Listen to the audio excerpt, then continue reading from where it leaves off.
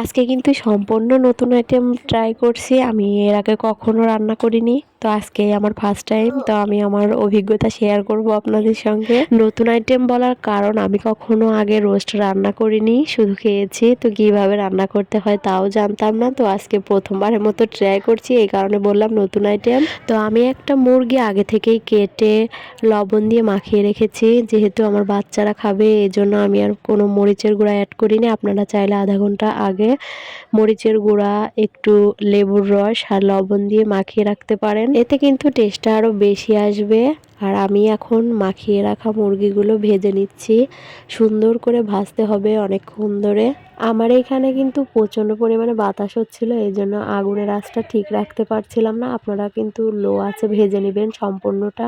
এখন উল্টায় দিতে হবে। এক পাশ ভাজি করা কমপ্লিট, এখন অপর পাটও একরকমভাবে ভেজে নিতে হবে।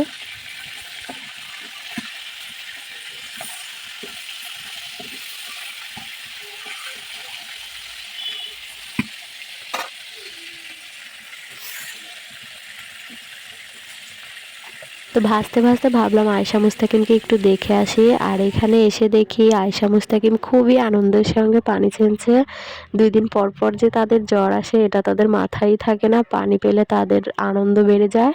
তাদের দুজনকে মেরে ধরে ঘরে নিয়ে তার দাদার কাছে দিয়ে আমি এখন চলে যাচ্ছি আবারও চুলার উপরে।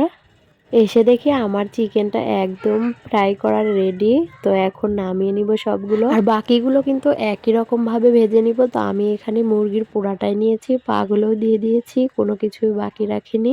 অনেকেই কিন্তু শুধু 4 পিস করে রান্না করে, তো আমি এখানে কয়েক পিস করেছি, কারণ বাচ্চারা খাবে এই কারণে।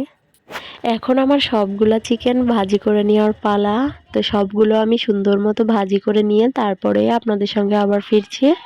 আমি কিন্তু সবগুলো চিকেন একই রকমভাবে ফ্রাই করে নিয়েছি। তো আমি এখন আপনাদের সঙ্গে শেয়ার করব এটা কিভাবে রান্না করব। আমি এটা নামায় নিচ্ছি একটা বাসনে।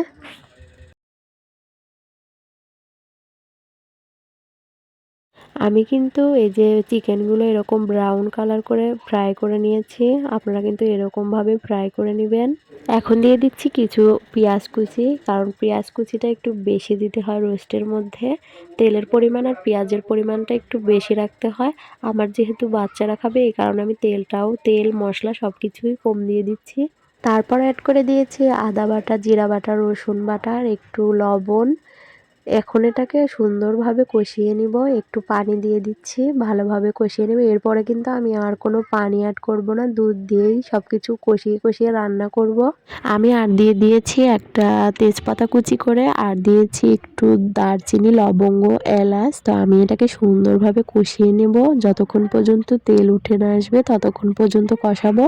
তো আমার কষানোটা কমপ্লিট। এখন দিয়ে দিচ্ছি রাঁধুনি রেডিমিক্স রোস্ট মশলা। এই মশলাটা দিলে কিন্তু রেসিপির টেস্টটাই পাল্টে যাবে, আর সেন্টটাও হবে অন্যরকম।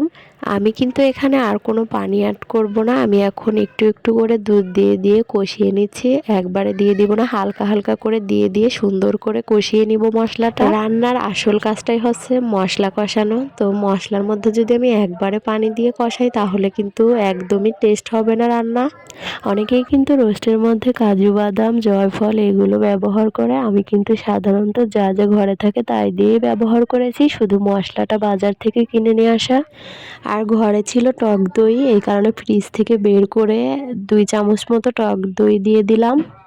টক দইটা দিয়ে দিয়ে অনবরত নেড়ে নেড়ে মশলাটা আরও সুন্দর করে কষিয়ে নেব। আর রোস্টের এই মশলাটা কিন্তু অনেকক্ষণ ধরে কষাবেন আপনারা। এখন আমি সুন্দর করে মশলাটা কষিয়ে নিয়ে এখন আমার ফ্রাই করে রাখা চিকেনগুলো দিয়ে দিচ্ছি। রান্নাটা কিন্তু প্রায় হয়ে এসেছে। তো আমি প্রথমে ভেবেছিলাম এটা হয়তো অনেক কঠিন কাজ, কিন্তু প্রথমবারের মতো ট্রাই করে দেখলাম আসলে এটা সহজ রেসিপি। চিকেনটা দেওয়ার পরে আমি মশলার সঙ্গে সুন্দরভাবে কষিয়ে নিচ্ছি। কষিয়ে নিয়ে এখন দিয়ে দিচ্ছি দুধটা আমি ঝোল হিসাবে ব্যবহার করলাম। তো ঝোলটা যখন কষা কষা হবে তখন আমি নামিয়ে নিব, তাহলেই আমার রেসিপি একদম রেডি। 3-4 মিনিটের মতো ঢাকনা দিয়ে আমি রান্না করে নিয়েছি, ঝোলটা একদম কষা কষা করে নিয়েছি। এখন একটু চিনি ছিটিয়ে দিলাম, এখন আর একটু নাড়াচাড়া করে আমি নামিয়ে নিব। আমার রেসিপিটি একদম রেডি। তো নামানোর পরে আমার রান্নাটার লুকটা কেমন এসেছে এই যে দেখুন। মাশাআল্লাহ, প্রথম অনুযায়ী ভালোই হয়েছে। নিজের প্রশংসা নিজেই করলাম। তো সবাই ভালো থাকবেন, সুস্থ থাকবেন। আল্লাহ হাফেজ।